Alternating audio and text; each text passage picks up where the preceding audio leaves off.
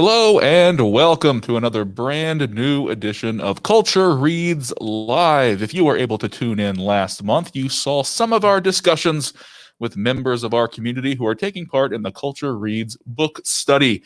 Today, we're going to resume our conversation with a series of guests sharing with us about the Culture Reads initiative and how it's going. Today, we have a very special guest with us. Suzie Carey is with us. Hello, Suzie. How are you? I'm good. Thanks, Jack. Welcome back. Last month, all of our listeners may not have heard our conversation, but we had a chance to discuss a little bit last month the progress here. Those of you unfamiliar with the project, in place of our in-person Culture Fest festivities this year, we are taking part in a book study. There are a series of books that people throughout the community have formed discussion groups surrounding.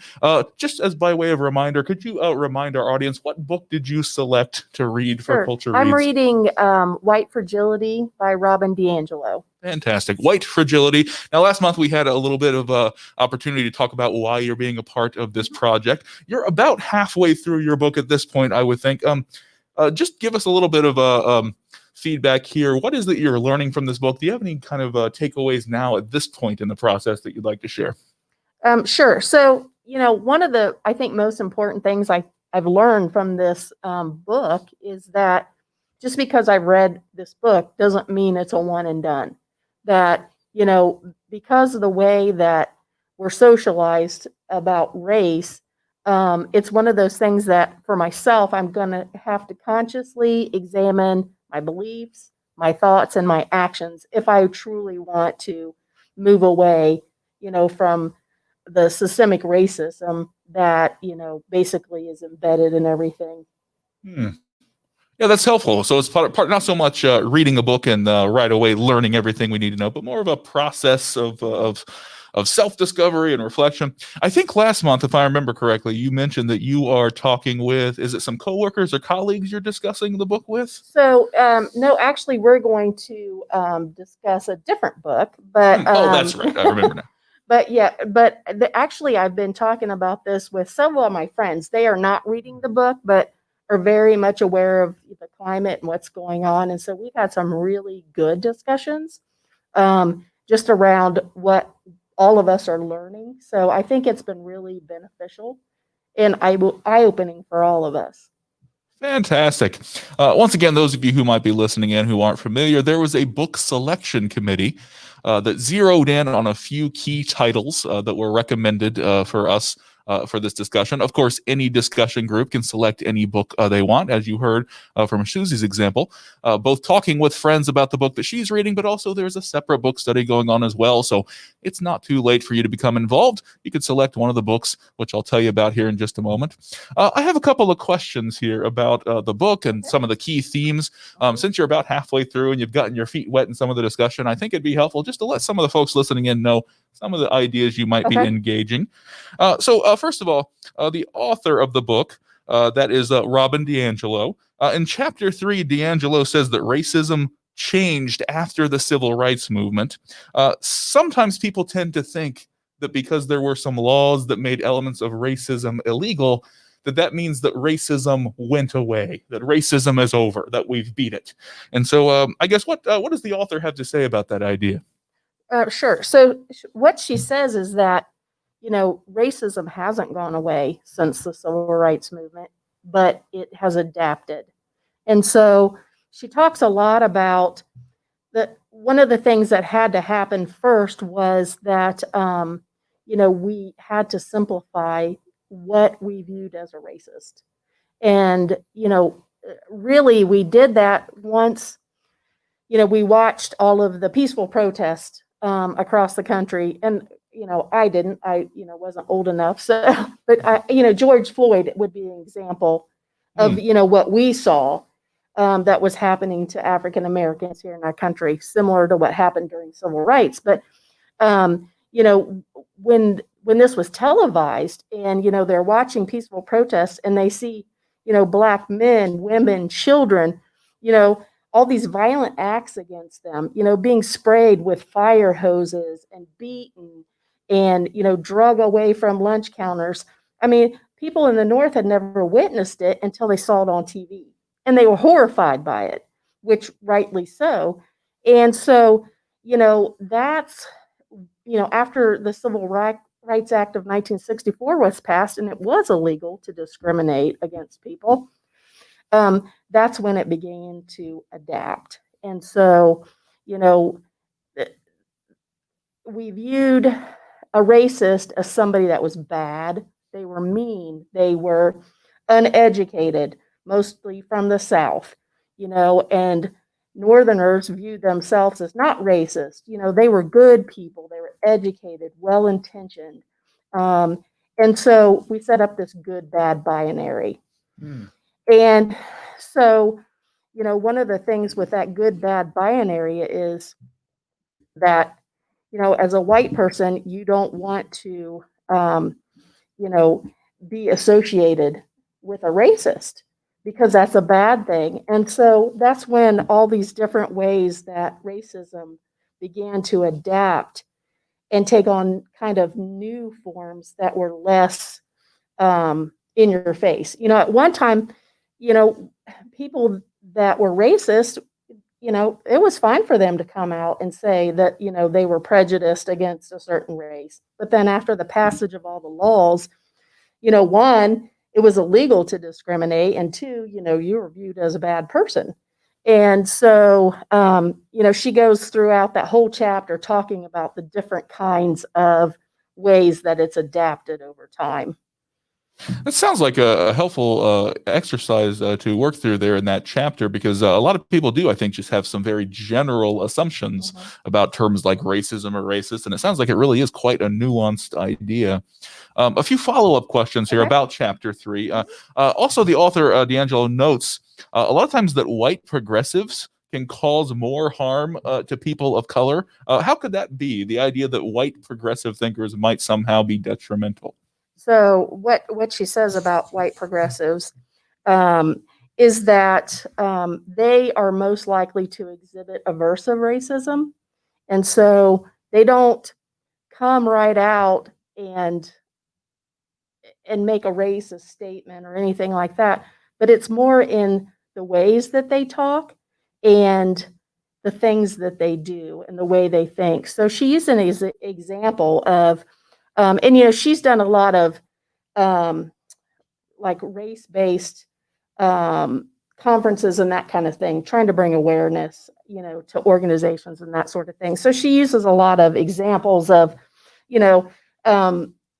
things that have happened between her and other people. So her example of aversive racism is that she had a friend that called her up, and this friend says, that a couple that she knew had just moved to New Orleans, and they bought a house for $25,000, but the woman was so afraid to go out of the house they had to buy a gun. Oh, wow. And so, without coming out and saying that it was a Black neighborhood, she basically protected herself, but she was feeding into those stereotypes that people have, that Black people are dangerous, that, you should be afraid.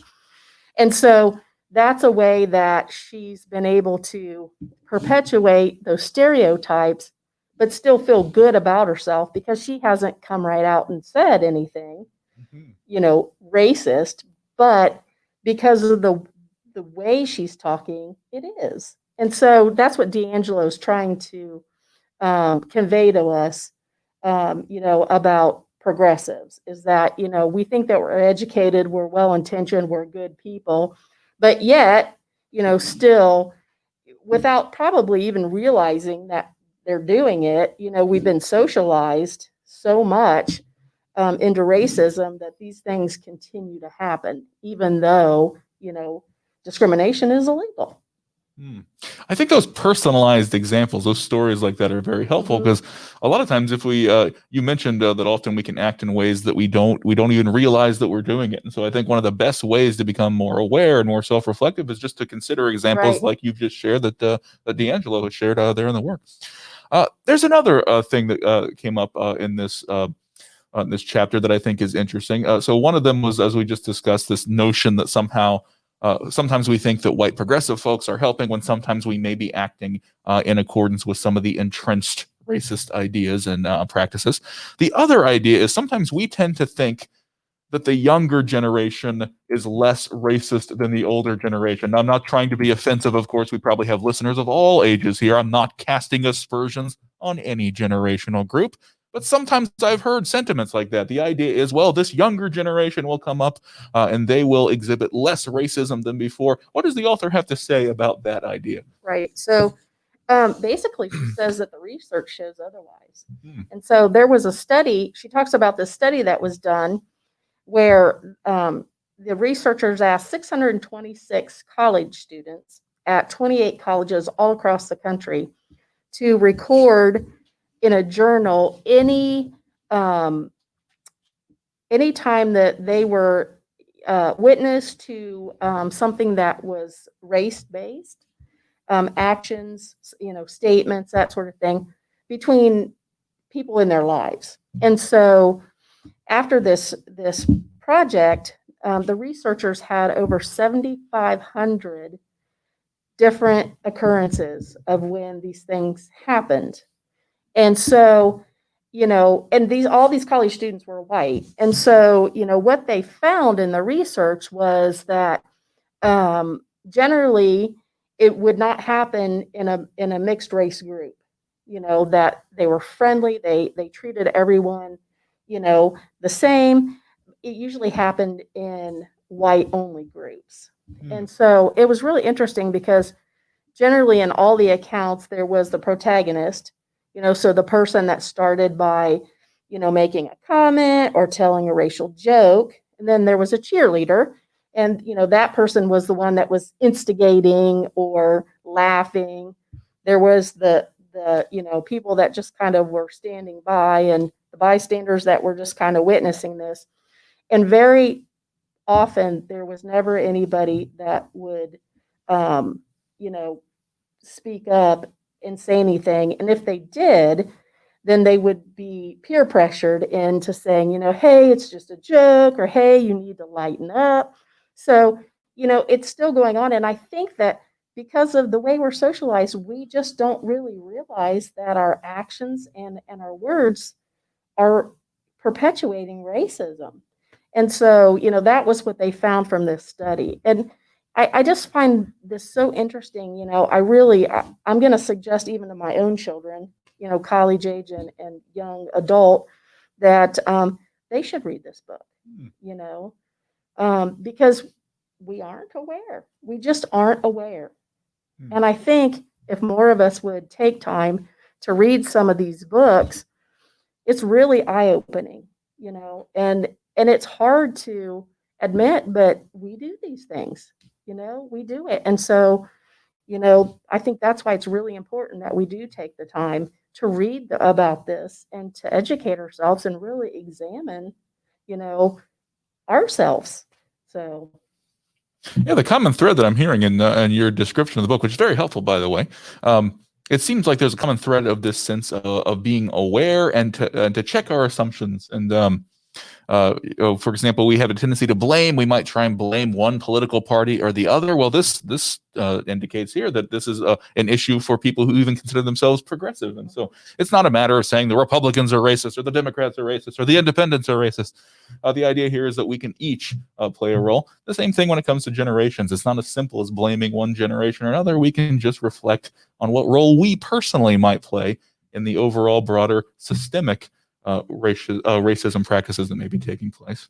I could talk to you all day. This is super interesting, but I've got a couple more follow-up questions here, and then we'll let you go. We appreciate your time being with us today, Suzie. We were talking just about chapter 3 there. Now, of course, if you want the full picture, please do read the entire text. We are selectively just pulling out some key points here, but there is much to consider in the book. Chapter 5, though, there's an interesting concept I wanted to touch on here. D'Angelo talks about some concepts, one being colorblind and one being color celebrate.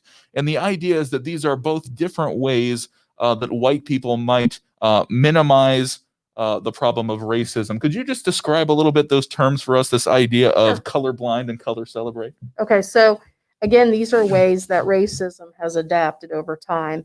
And so both of them are rooted in that good bad binary that we talked about earlier. But basically, the color blindness is basically ways that we try to defend our character. Because if we feel like somebody's accusing us of being racist, that's a moral blow to us.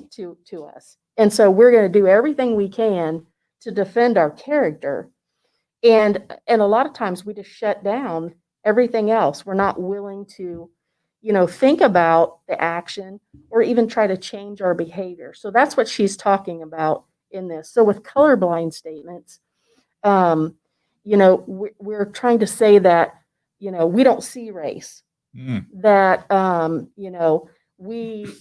we don't care if, somebody is black or white or red or, all we care about is, the way they behave or, the way they treat other people. And so basically to deny somebody's race that we don't see it is to invalidate their feelings and to impose, our way of life and assumption and beliefs that, we all walk through life the same way, and we don't.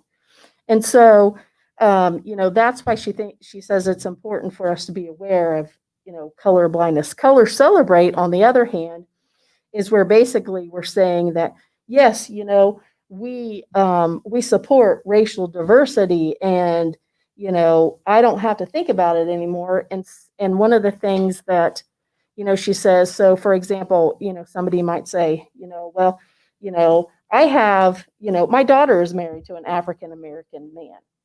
Well, okay, that's great, but that doesn't mean that racism's not still going on. So, it's ways that we just try to defend our own character because we don't want to be seen as a bad person, as a racist, as uneducated and mean-spirited and prejudiced. So, that's what she's talking about with these different terms.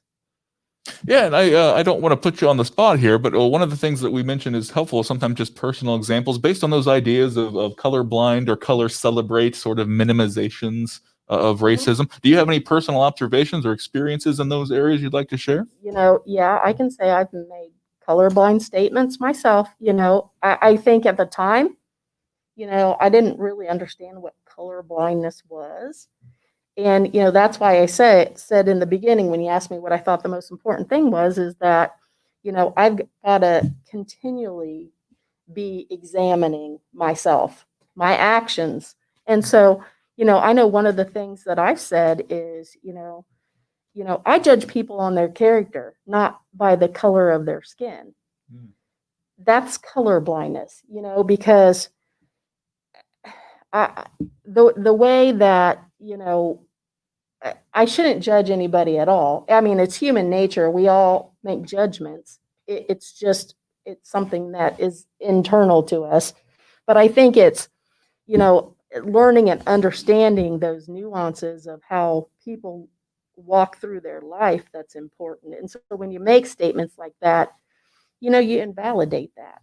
And so, that's something that, okay, I'm really aware of this now. This book really opens up your eyes to a lot of things that, about yourself, things that you did, things that you said that you may not have even realized, perpetuate racism. And so, I think it's really important. And I really wish everybody would read books, just for themselves, just to understand and to know.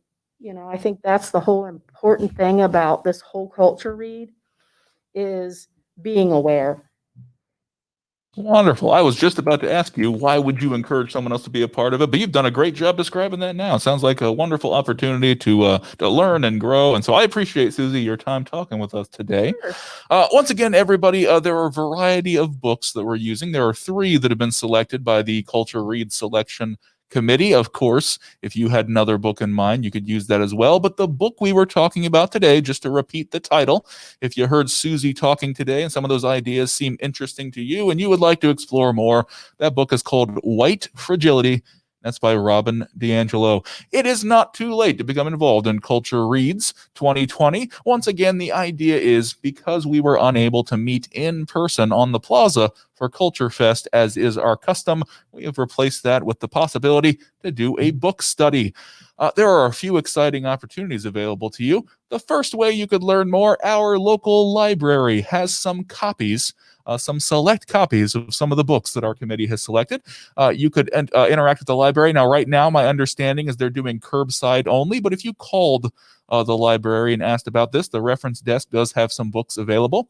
Keep in mind that the books for Culture Reads 2020 are kept separate from the general books that are in circulation there. So you want to contact the reference desk and mention Culture Reads 2020. They can let you know what books are available. You could, for free, make use of that resource. The other way you can learn more, you can go to springfieldohio.gov/culturefest. That was springfieldohio.gov/culturefest. Typically, that's the page that has information about our Culture Fest festival every year. But if you go there, you can find more information about how to get involved, including some videos and a way to sign up to participate. Last but not least, a big thank you to Suzie for being with us again. Thank you, Suzie, for being our guest. Before we sign off, I would be remiss if I did not thank our sponsors who have made Culture Reads 2020 possible. We want to thank our sponsors for Culture Read 2020. That includes the Springfield Foundation, First Energy Foundation, Southfield Village Apartments, Clark County Public Library, and of course, the City of Springfield, viewers like you. Thanks so much for tuning in. We'll have some more guests talking about some Culture Read books soon. Be sure to wear your mask, stay safe, and we'll see you next time.